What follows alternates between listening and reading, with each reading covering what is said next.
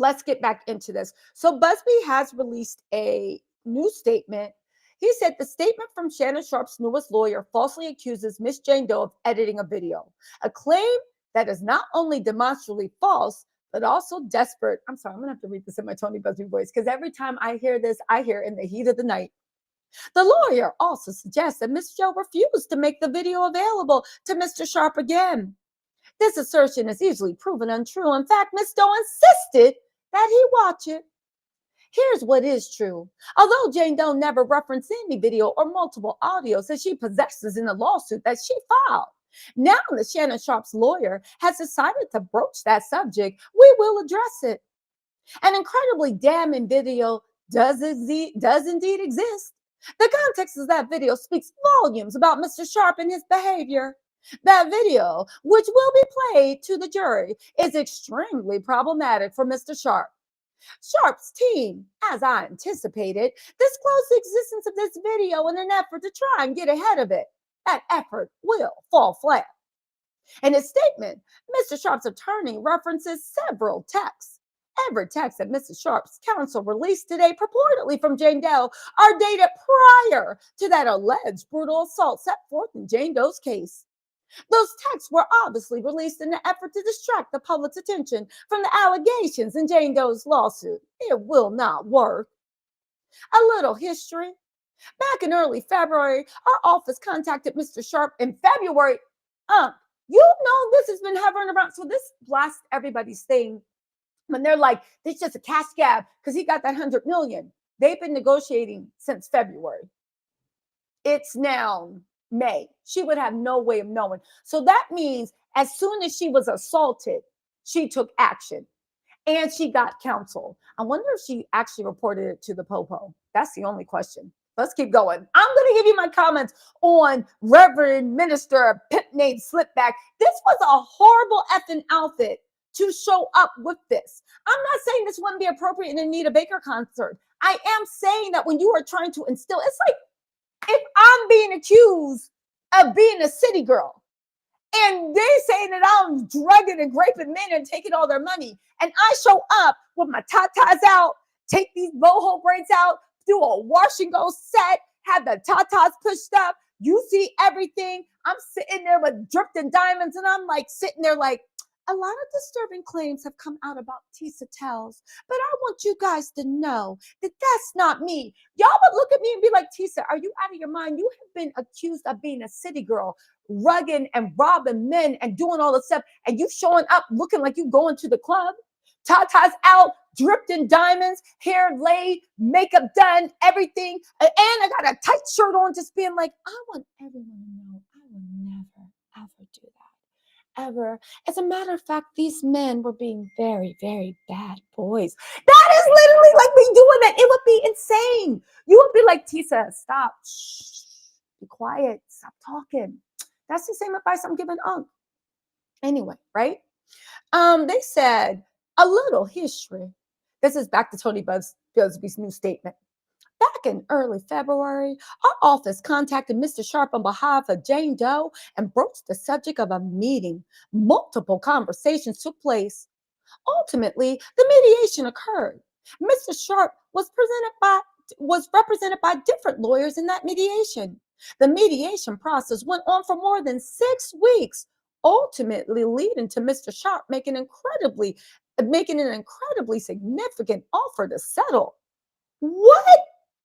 What, Unc? You tried to settle and it was a significant amount and you tried to settle? All right. Ultimately, Jane Doe refused the hefty sum offered by Sharpe and instead filed this case. So I'm guessing they're suing for 50 and Tony Busby saying it's substantial. I'm guessing that it was north of it. It was at least a 6, 7. It was probably somewhere in the low 7 digits, maybe like 2-3 million. I'm guessing that's hefty. Prior to engaging in the mediation process, Mr. Sharpe's counsel insisted on Jane Doe signing a confidentiality agreement.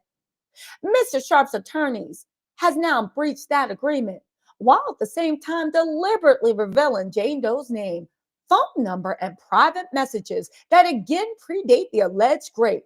That was a grievous error on Mr. Sharpe's part because now all the things discussed and revealed in the mediation process will be at some point revealed.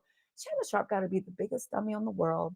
You are so, but you know what? I love it for you. I love to see that. That's what you get. That's what you get. Apparently, you weren't having race play, baby. You were just being yourself. Asset for, first of all, you released this girl's name, phone number, and private messages, and you uh, literally shut down the mediation all because you wanted to get this one off. As set forth in the filed lawsuit, Shannon Sharpe's conduct throughout the 2-year relationship reveals a pattern of narcissism, I believe that just like that, manipulation, and coercive control. It grew progressively worse. Shannon Sharpe's new lawyer claims in his statement that the evidence paints a clear picture. He's right about that. It's just not the picture he wants the public to see. Again, although we will save the video discussed by Shannon's lawyers for the courtroom, I would suggest that Shannon's new lawyer take a moment to listen to his client at a different time on audio and ask his client for the real story, the truth. In the attached audio, which was captured near the end of their relationship, Shannon threatens to choke the ish out of Jane Doe. The contents of this clip are certainly not sexual. They are not playful. They are instead disturbing, aggressive, and dangerous. This audio paints a very clear picture of how Sharpe treated Jane Doe, leading her to escape from him by leaving Nevada and blocking all contact with them. This is not the first time that Mr. Sharpe has faced allegations of mistreating a woman. He was also sued in New York for alleged aggressive and inappropriate behavior, detailed extensively in this lawsuit. I have the lawsuit, you guys. Let me know if you want me to go live and read it. Instead of owning up to his actions, Shannon has chosen to mislead his lawyers and the public and double down, this time by doxing Jane Doe, attempting to humiliate and silence this woman who is 30 years his junior. Shannon's aggressive approach will instead have an opposite effect. Miss Doe is not afraid of the truth. She relies upon it. I look forward to presenting the evidence in this case through the judicial process, where the truth matters more than a sports icon's desperate public spin. This is wild. This is wild. Shannon is a creep. You release a video calling this a shakedown, and get this, it being a shakedown doesn't make it any less creepy for you being an old weirdo doing race play with college age white girls at 57 years old. College age. You are letting someone that literally is still wiping the Fruit Loops milk off the bottom of their chin, spit in your face and call you a ninja? Shannon, what are you doing? What are you doing? What are you doing? What are you doing? Oh my God, get this.